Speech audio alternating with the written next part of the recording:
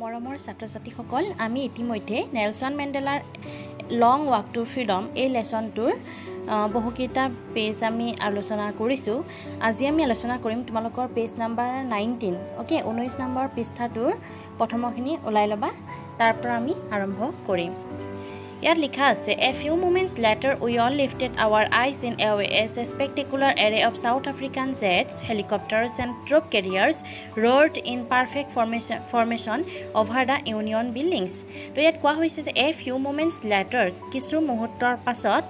আমি আমাৰ দৃষ্টি ওপৰলৈ নিবদ্ধ কৰি কি চাইছিলোঁ? দক্ষিণ আফ্ৰিকাৰ জেট বিমান, হেলিকপ্টাৰ আৰু সৈন্যবাহক যিবোৰ আছিলে ট্ৰুপ কেৰিয়াৰ্ছ অৰ্থাৎ সৈন্যবাহিনীক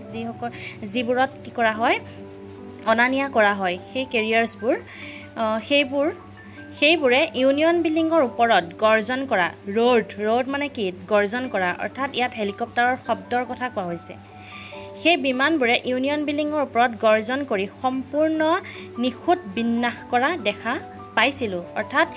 পাৰফেক্ট ফৰ্মেশ্যন কৰিছিল। ইউনিয়ন বিল্ডিঙৰ ওপৰত সেই হেলিকপ্টাৰ জাহাজবোৰে কিছুমান কাৰ্যকুশলী দেখুৱাইছিল, এটা ধুনীয়া ফৰ্মেশ্যন কৰা দেখা গৈছিল। তোমালোকে 26 জানুৱাৰীৰ দিনাখন তোমালোকে টিভি চালে নিশ্চয় দেখিবা, তাত হেলিকপ্টাৰেৰে বিভিন্ন ধৰণৰ কাৰ্যকুশলী দেখায় অ'কে।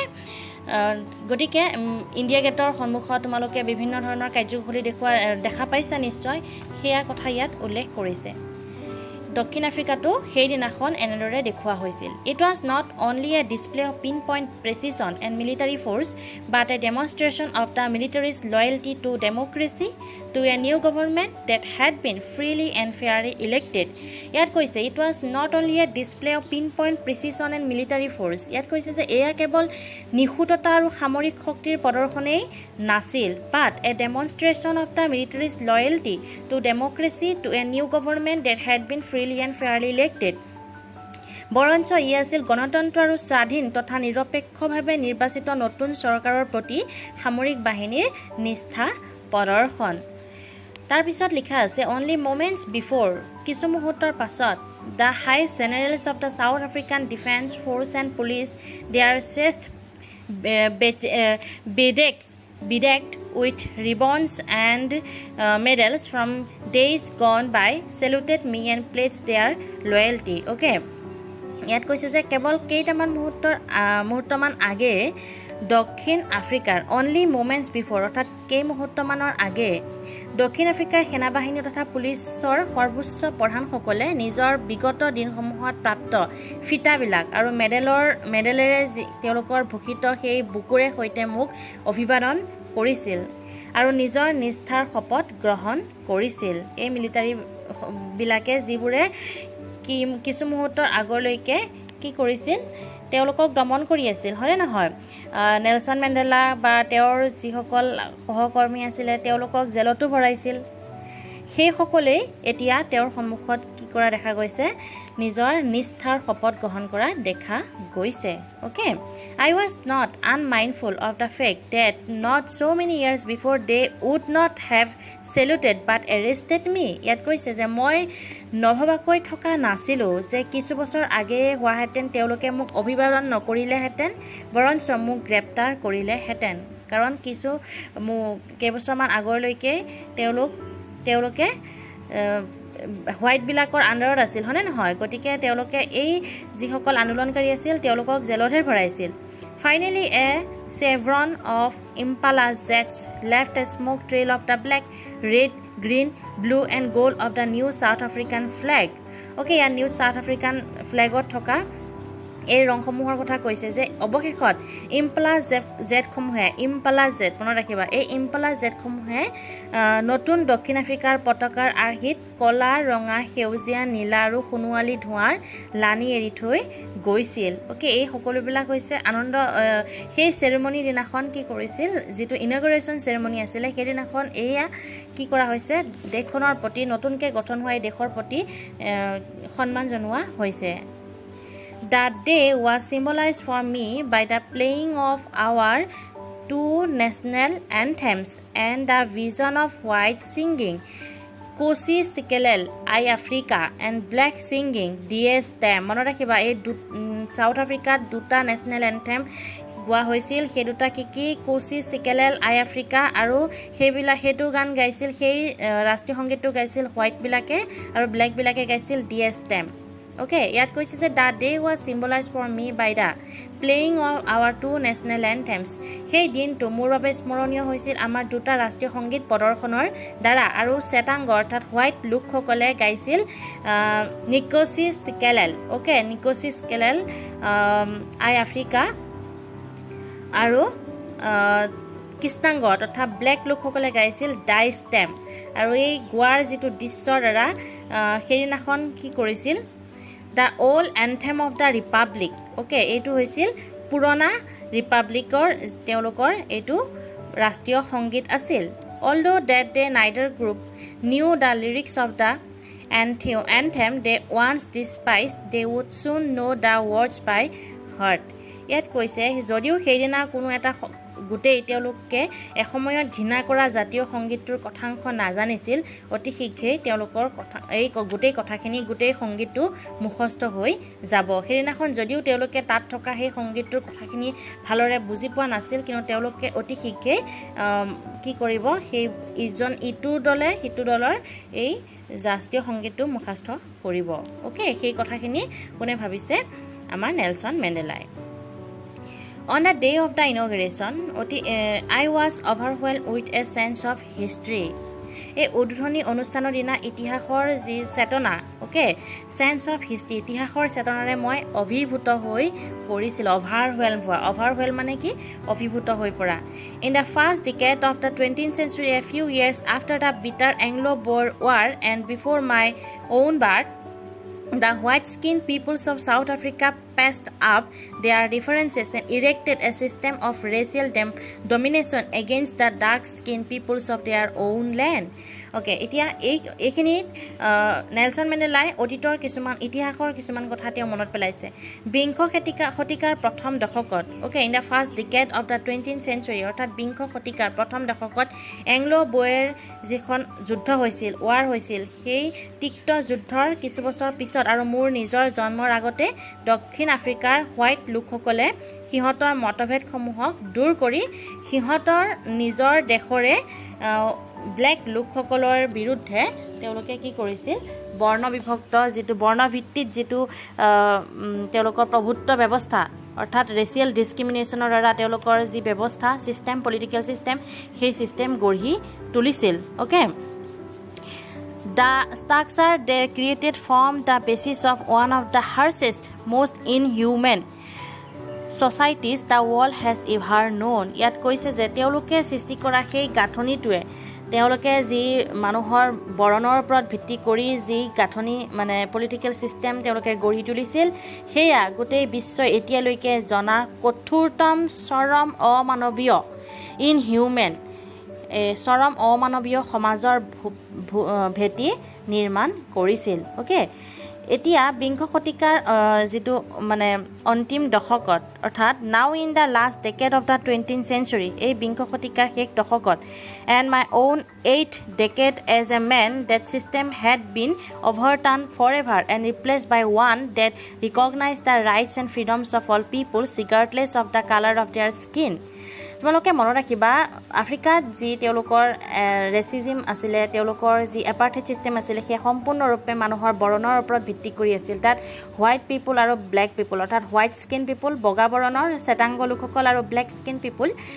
কলা বৰণৰ লোকসকল তেওঁলোকৰ মাজত এটা ডিছক্ৰিমিনেশ্যন আছিল হোৱাইট লোকসকল অৰ্থাৎ যিসকল বগা বৰণৰ লোক আছিল তেওঁলোকে সুপ্ৰিমেচি আছিল তেওঁলোকে পাৱাৰফুল আছিল তেওঁলোকে ব্লেক লোকসকলক ডমিনেট কৰিছিল আৰু নেলছন মেণ্ডেলা আছিল সেই ব্লেক লোকসকলৰ মাজৰে এজন ইয়াত কৈছে যে তেওঁলোকে সৃষ্টি কৰা সেই গাঁথনিটোৱে বিশ্বই এতিয়ালৈকে জনা কঠোৰতম চৰম অমানৱীয় সমাজৰ ভেটি নিৰ্মাণ কৰিছিল আৰু এতিয়া in the last decade of the 20th century এতিয়া বিংশ শতিকাৰ এই অন্তিম দশকত তথা মানুহ হিচাপে মোৰ নিজৰ অষ্টম দশকত এই দশকত এই ব্যৱস্থাটো চিৰদিনৰ বাবে বিলুপ্ত হ'ল ওকে অভাৰটাৰ্ন ফৰ এভাৰ চিৰদিনৰ কাৰণে বিলুপ্ত হ'ল এণ্ড ৰিপ্লেচ আৰু ইয়াৰ পৰিৱৰ্তে এনে এক ব্যৱস্থাৰ one that recognise the rights and freedoms of all people regardless of the colour of their skin আৰু এনে এক ব্যৱস্থাৰ প্ৰৱৰ্তন হৈছে যিয়ে ছালৰ বৰণ নিৰ্বিশেষে সকলো লোকৰ অধিকাৰ আৰু স্বাধীনতাৰ স্বীকৃতি প্ৰদান কৰিছে বুজি পাইছা তোমালোকে ওকে তাৰ পাছৰখিনি চোৱা that day had come about through the unimaginable sacrifices and of thousands of my people people whose suffering and courage can never be counted or repaid yet koise je that day had come about through the unimaginable sacrifices of thousands of my people hey dintu amar হাজাৰ হাজাৰ লোকৰ অকল্পনীয় ত্যাগৰ পিছত আহিছিল কাৰণ এই যুদ্ধৰ সময়ত বা এই তেওঁলোকৰ আন্দোলনৰ সময়ত বহুত লোকে মৃত্যুবৰণ কৰিব লগা হৈছিল people who suffering and courage can never be counted or repeat এই লোকসকলৰ পীড়ন তথা তেওঁলোকৰ সাহসক কেতিয়াও গণনা নতুবা পৰিশোধ কৰিব পৰা নাযাব ৰিপেইড মানে পৰিশোধ কৰা কেতিয়াও পৰিশোধ কৰিব পৰা নাযাব I felt that day as I have on so many other days that I was simply the sum of all those African patriots who had gone before me. Yet কৈছে যে সেইদিনাও মই অন্য বহু দিনবোৰৰ দৰে অনুভৱ কৰিছিলোঁ যে ময়ো সেই সকলো আফ্ৰিকান দেশভক্তসকলৰে এজন আছিলোঁ যিসকল মোৰ আগতেই গুচি গৈছিল অৰ্থাৎ যিসকলে মোৰ আগতেই মৃত্যুবৰণ কৰিছিল that long and noble line ended and now began again with me ইয়াত কৈছে যে সেই মহান আৰু দীৰ্ঘ সেই ব্যক্তিলানিৰ এতিয়া অন্ত পৰিল জবনিকা পৰিল ওকে now ended অৰ্থাৎ শেষ হ'ল আৰু এতিয়া মোৰ সৈতে আৰম্ভ হৈছে মই তেওঁলোকক I was painted okay এতিয়া now began again with me এতিয়া আকৌ মোৰ সৈতে আৰম্ভ হৈছে I was painted that I was not able to thank them and that they were not able to see what their sacrifices had wrought ইয়াত কৈছে যে মই এতিয়া তেওঁলোকক ধন্যবাদ জ্ঞাপন কৰিবৰ কাৰণে মই এতিয়া সক্ষম নহলোঁ আৰু তেওঁলোকৰ ত্যাগৰ ফল তেওঁলোকে প্ৰত্যক্ষ কৰিব নোৱাৰাৰ বাবে মই মনোকষ্ট লাভ কৰিছোঁ I was painted মই দুখ পাইছিলোঁ যে তেওঁলোকৰ সেই তেওঁলোকৰ ছেক্ৰিফাইচেছ তেওঁলোকৰ ত্যাগৰ যি ফল সেয়া মই তেওঁলোকে জীয়াই থাকোঁতে মই উপহাৰ দিব নোৱাৰিলোঁ গতিকে সেইকাৰণে মই এতিয়া অলপ মনোকষ্ট পাইছোঁ The policy of apartheid created a deep and lasting wound in my country and my people. Apartheid system কথা কৈছে যে সেই বৰ্ণ বৈষম্য নীতিয়ে সেই apartheid system বৰ্ণ বৈষম্য নীতিয়ে মোৰ দেশ আৰু দেশৰ লোকসকলৰ মাজত এটুকুৰা গভীৰ আৰু দীৰ্ঘদিনলৈ থকা ঘাৰ সৃষ্টি কৰিছিল wound মানে কি ঘা বা বিষৰ সৃষ্টি কৰিছিল in my country and my people মোৰ দেশ আৰু মোৰ মানুহৰ মাজত all of us will spend many years if not generations recovering from that profound hurt ইয়াত কৈছে এই গভীৰ আঘাতৰ পৰা সুস্থ হ'বলৈ আমাক সকলোকে কেইবাটাও পিৰি নহলেও কেইবাটাও বছৰ অতিবাহিত কৰিবই লাগিব সেই তেওঁলোকৰ বৰ্ণ বৈষম্য নীতিয়ে তেওঁলোকৰ মাজত যি বিখালৰ সৃষ্টি কৰিছিল যি তেওঁলোকক আঘাত দিছিল সেই আঘাতৰ পৰা মুক্ত হ'বলৈ এতিয়া কেইবাটাও পিৰি নহলেও কেইবাটাও বছৰ তেওঁলোকে অতিবাহিত কৰিব লাগিব but the decades of oppression and brutality had another unintended effect and that was that it produced the Oliver Tambos, the Walter Sisulas, the Chief Lutulis, the Yusuf Dados, the Bram Fishers, the Robert Subukwes of our time, men of such extraordinary courage, wisdom and generosity that they are like many never be known again. Okay, that they are like may never be known again ইয়াত কৈছে যে but the decades of oppression and brutality had another unintended effect ইয়াত কৈছে যে দশকজোৰা সেই নিষ্পেষণ আৰু পাশবিকতাৰ অন্য এক পৰিকল্পিত ফলো হৈছিল ওকে আৰু সেই that was that it produced the আৰু সেয়া আছিল যে ই আমাৰ সময়ৰ অসাধাৰণ সাহস ওকে produced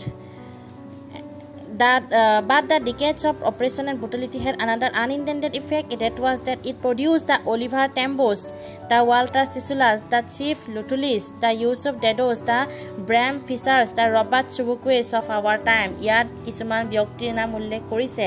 যিসকলক এই নিষ্পেষণ আৰু পাশবিকতাই কি কৰিছিল উৎপাদন কৰিছিল প্ৰডিউস জন্ম দিছিল ওকে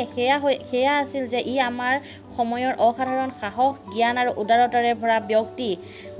সকলৰ নাম মনত ৰাখিবা Oliver Tambo's Walter Sisulu's Chief Luthuli's Yusuf Dadoo's Bram Fischer's Robert সুবুকুৱেছৰ দৰে ব্যক্তিৰ জন্ম দিছিল আৰু যিসকলৰ দৰে লোক হয়তো পুনৰ কেতিয়াও জ্ঞাত নহব men of such extraordinary courage wisdom and generosity that their like may never be known again এনেকুৱা ধৰণৰ ব্যক্তি আৰু কেতিয়াও হয়তো জ্ঞাত নহব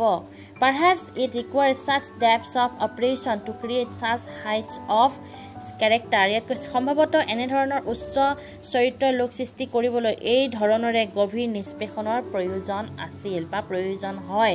যাৰ বাবে এনেকুৱা ব্যক্তি আমাৰ মাজত জন্ম হ'ল My country is rich in the minerals and gems that lie beneath its soils, but I have always known that its greatest wealth is its people, finer and truer than the purest diamonds. ইয়াত ব্যক্তিসকলৰ কথা কৈছে যে মাটিৰ তলত উপলব্ধ খনিজ পদাৰ্থৰ ৰত্নত মানে সোণত মোৰ দেশ অতি চহকী কিন্তু মই সদায়ে জ্ঞাত যে মোৰ দেশৰ মহানতম সম্পত্তি হ'ল ইয়াৰ লোকসকল wealth okay the greatest wealth is its people ইয়াৰ লোকসকলে হৈছে মোৰ দেশৰ আটাইতকৈ ডাঙৰ সম্পদ and finer যিসকল আটাইতকৈ finer and truer than the purest diamonds ইয়াত কৈছে যে যিসকল আটাইতকৈ বিশুদ্ধ হীৰাতকৈও উত্তম তথা নিৰ্ভেজাল গতিকে এই লোকসকলক দক্ষিণ আফ্ৰিকাৰ লোকসকলক তেওঁ হীৰাতকৈও মূল্যৱান বুলি কৈছে it is from these comrades in the struggle that I learned the meaning of courage ইয়াত কৈছে যে সেই সংগ্ৰামৰ সময়ত এই সতীৰ্থসকলৰ পৰা কমৰেডছ মানে সতীৰ্থসকলৰ পৰাই নিৰ্ভীকতাৰ অৰ্থ মই শিকিছিলোঁ time and again I have seen men and women risk and give their lives for an idea মই বাৰম্বাৰ দেখি আহিছোঁ যে পুৰুষ আৰু মহিলাই একোটা ধাৰণাৰ বাবে বিপদৰ সম্ভাৱনা মূৰ পাতি লয় আৰু জীৱন উৎসৰ্গা কৰে মই টাইম এণ্ড এগেইন বাৰম্বাৰ প্ৰতিটি সময়তে মই দেখি আহিছোঁ I have seen men and women মই মহিলা পুৰুষ সকলোকে দেখিছোঁ যাতে risk and give their lifes for an idea এটা ধাৰণাৰ বাবে তেওঁলোকে নিজৰ জীৱন উৎসৰ্গা কৰা দেখা পাইছোঁ I have seen men stand up to attacks and torture without breaking showing a strength and resilience that defies the imagination okay ইয়াত কৈছে যে মই সেই লোকসকলক ভাগি নপৰাকৈ অকল্পনীয় শক্তি আৰু স্থিতাস্থাপকতা সহকাৰে আক্ৰমণ তথা নিৰ্যাতনৰ বিৰুদ্ধে থিয় হোৱা দেখিছিলোঁ okay I have seen men stand up to attacks and torture without breaking ভাঙি নোযোৱাকৈ তেওঁলোকে থিয় হোৱা দেখা কৈছিলোঁ সেই এটেক সেই টৰ্চাৰ তেওঁলোকৰ ওপৰত যে উৎপীড়ন চলাইছিল তাৰ বিৰুদ্ধে showing a strength and resilience that defies the imagination তেওঁলোকৰ শক্তি তেওঁলোকে দেখাইছিল I learned that courage was not the absence of fear but the triumph over it মনত ৰাখিবা নেলসন মেণ্ডেলাৰ মতে courage কি okay I learned that courage was not the absence of fear মই বুজি পাইছিলোঁ যে মই শিকিছিলোঁ যে সাহস মানে ভয়ৰ অনুপস্থিতি নহয় okay it is not the absence of fear ভয়ৰ অনুপস্থিতিয়ে সাহস নহয় but the triumph over it পৰঞ্চ তাৰ ওপৰত বিজয় সাব্যস্ত কৰাটোহে triumph over it মানে ভয়ৰ ওপৰত বিজয় সাব্যস্ত কৰাটোহে হৈছে আসল সাহস the brave man is not he who does not feel afraid but he who conquers that fear ইয়াত কৈছে যে the brave man is not he সাহসী ব্যক্তি সেইজন নহয় okay he who does not feel afraid যিয়ে ভয় অনুভৱ কৰা নাই বা যিয়ে ভয় অনুভৱ নকৰে but he who conquers that fear পৰঞ্চ সেইজনেহে যিয়ে ভয়ক জয় কৰে okay ইয়াত কৈছে সাহসী লোক সেইজন হয় যিয়ে ভয়ক অনুভৱ নকৰে সাহসী লোক সেইজনহে যিয়ে ভয়ক প্ৰত্যাহ্বান জনায় বা ভয়ক জয় কৰিব পাৰে সেইহে সাহসী লোক ছাত্ৰ-ছাত্ৰীসকল ভিডিঅ'টো দীঘল হৈ গৈছে গতিকে আজি এইখিনিতে এৰিছোঁ আজিলৈ এইখিনিতে কৰিছোঁ তোমালোকে নেক্সট ক্লাছত বাকিখিনি পাই যাবা থ্যাংক ইউ